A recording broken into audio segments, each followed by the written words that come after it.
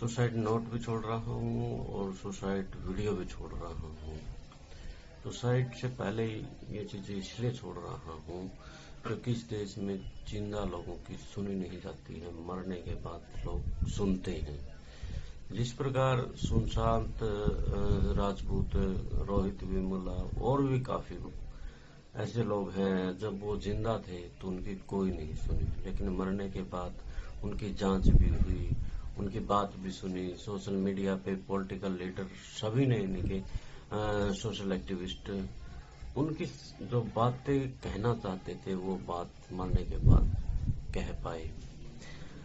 यानी कि जिंदा व्यक्तियों की बात करें तो क्यों नहीं आखिर उनकी सुनी जाती है, मरने के बाद ही क्यों सुनी जाती है उन सब की बातें। अब आप ये कहेंगे कि कुलदीप खंडेलवाल बुज़दिल था, डरपोक था।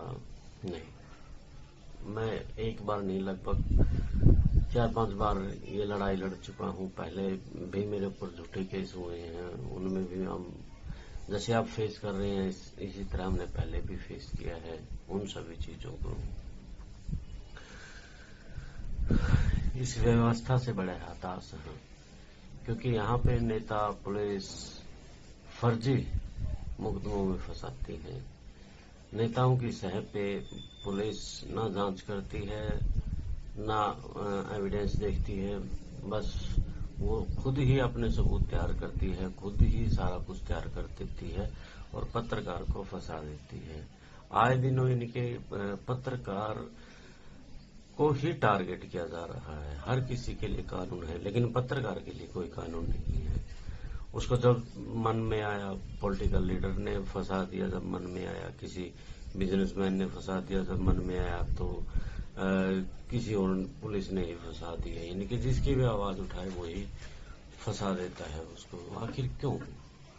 जब उसको चौथा स्तंभ, खैर संविधान में तो नहीं है लेकिन फिर भी चौथा स्तंभ कहा जाता है, वो बात रखता है समाज की, वो चीजें कुरेद के लेकर के आता है जो चीजें सामाजिक रूप से जरूरी है, मूलभूत सुविधाएं हैं, चाहे कुछ भी है। जैसे हमने पानी को लेकर के, मेडिकल कॉलेज के स्टूडेंट्स को लेकर के, अब एजुकेशन के ऊपर अभिभावकों की आवाज बने हम, तो हमें वैसे संविधान ने भी हमें ये तो दे दिया है कि हम अभिव्यक्ति की आजादी में लिख सकते हैं, लेकिन ऐसा कोई कानून नहीं है कि पत्रकार के साथ में खड़ा हो सके। मैं अपने 4 केसों के बारे में आज बताने जा रहा हूँ जो जिनके मुझे बार बार फंसाया गया। पहला केस पंजाब के चुनाव का था जिसमें मुझे धमकियां वगैरह मिली।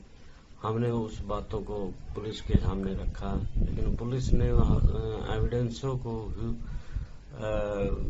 तोड़ मरोड़ के वो कर दिया, पेश कर दिया। हमारे साथ वहां पे धक्का मुक्की की, मारने तक की बात हुई। लेकिन जब हमने उसकी शिकायत ऊपर सीनियर अधिकारियों से की तो उन्होंने मेरे साथ जो साथी गए थे उनके घर पे पंचायत लेकर के चले गए और जातिगत उसको इमोशनल कर दिया पंचायती रूप से, तो उससे मजबूरन मेरे खिलाफ यानी कि गवाही देनी पड़ी। इसके बाद डीएवी स्कूल का मामला हुआ। डीएवी स्कूल में भी हमने एक बच्चों को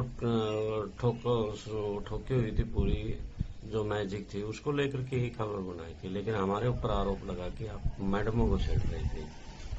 अब पुलिस, आपको पता है कि आपस में उस टाइम जो डीएसपी था वो भी जातिवाद का शिकार था। वहां पे जो मैडम प्रिंसिपल थी वो एक ही जाति से थे, तो जाहिर सी बात है उनका आपस में मौजा आ गया।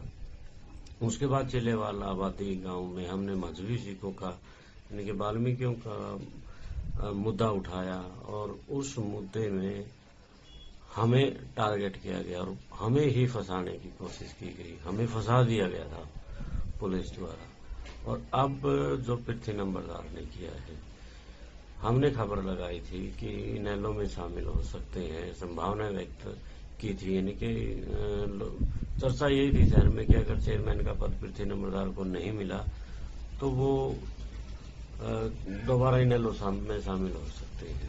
उनका मेरे पास फोन आया, मैंने उसको फोन नहीं किया, उनका मेरे पास फोन आया कि आपने खबर कैसे लगा दी। मेरी चर्चा है, सूत्र बता रहे हैं। मैं सूत्र बताऊंगा, सर सूत्र तो नहीं बता बता सकते हैं हम। अगर आपको खबर में दम नहीं लगता, आप इसका प्रेस कॉन्फ्रेंस करके अपने तरीके से जो भी आपने करना है वो कर लीजिए। लेकिन उन्होंने ये कंप्लेंट दे दी कि मैंने उसको जातिगत गाली दी है, जबकि उसके पास कोई एविडेंस नहीं है, उसके पास कोई आदमी नहीं है। और जो सुप्रीम कोर्ट की जजमेंट कहती है उसके खिलाफ पुलिस ने बिना जांच किए, कुछ भी बिना, जैसे कि 2 गवाह होते हैं और मोबाइल के ऊपर कुछ एक्ट में अलग प्रावधान है, तो उन सभी को इग्नोर करके पुलिस ने मेरे खिलाफ SC/ST का मुकदमा दर्ज कर दिया। आखिर क्यों? जब हमारे एक पत्रकार साथी ने बताया कि आप माफी मांग लो, आपको छोड़ देंगे। क्यों भाई, क्यों माफी मांगे हम? क्या गुनाह किया है? जब हमें संविधान ने राइट दिए हैं 19(1) के तहत, तो अभिव्यक्ति की आजादी का हम इस्तेमाल कर रहे हैं। अगर हमने गलत लिखा है तो आप बताएं। लेकिन आपको पता है SC/ST में हम जब तक प्रूफ करेंगे, लगभग 2-3 महीने का समय, 1 महीना का समय बिना बात का बीतेगा ना। अब कुछ साथी कहते कि हम लड़ेंगे, हाई कोर्ट में जाएंगे। अब हाई कोर्ट के लिए भैया कम से कम 1,00,000-1.5 लाख रुपए की जरूरत है। अब मेरे पास इतने पैसे हैं नहीं है। अब लॉकडाउन में तो 3-4 महीने से घर बैठे हैं, गेहूं भी कहीं ना कहीं से पैसे उठा करके लिए है। अब इतने पैसे हम कहां से मैनेज करेंगे? बड़ी समस्याएं हैं। एक ही रास्ता निकलता है इसका। बेशक से हमारे बच्चे, यानी कि पत्रकारों के वैसे भी बच्चे, ना अच्छी एजुकेशन मिल पाती है, ना कुछ अच्छा उनको मिल पाता है।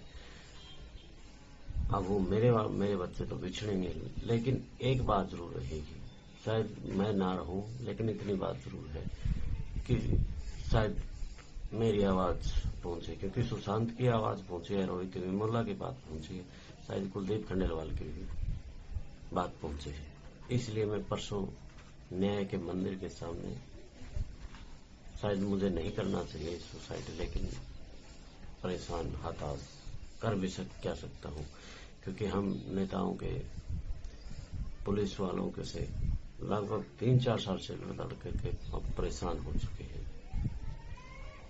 सच्चे पत्रकार की यहाँ कोई वैल्यू नहीं है। जो लोग ये लिखते हैं कि हम आपके साथ हैं, आप अच्छा लिखते हैं, आज मेरे साथ कोई भी साथ, यानी कि मेरी जो टीम है 10-15 साथियों की, मैं उनका धन्यवाद करता हूँ। हर वक्त, हर समय मेरे साथ खड़े रहे। लेकिन हमारी जो पत्रकारों की बात है, हमारी जो यूनियन है, वो भी हमारी कहीं ना कहीं बात नहीं पहुंचाती है। वो भी कहीं ना कहीं हमारे साथ नहीं खड़ी होती है। सभी मामलों में पत्रकार जो हमारे प्रधान है, वो साथ हमारे खड़े नहीं नजर आए। कारण यह भी हो सकता है कि मैं OBC से हूँ, उसके लिए जनरल कैटेगरी का जरूरी हो, क्योंकि यहाँ जातिवाद भी का तो बड़ा भेदभाव है। साथियों, सभी से निवेदन है कि मेरी बात को उठाएं। और शायद जो पब्लिक ये कहती है ना कि पत्रकार ब्लैकमेलर हैं, ये वो सब एक जैसे नहीं हो गया। 500 उंगली एक साथ नहीं होती, अलग अलग, यानी कि किसी की विचारधारा किसी प्रकार की होती है। अगर हमारे जैसे साथी भी आप साथ नहीं दे पाए तो ये बड़ी मुश्किल का दौर होगा आपके लिए। सच्चे पत्रकारों की वैल्यू को समझो। जय हिंद, जय भीम, जय श्री राम।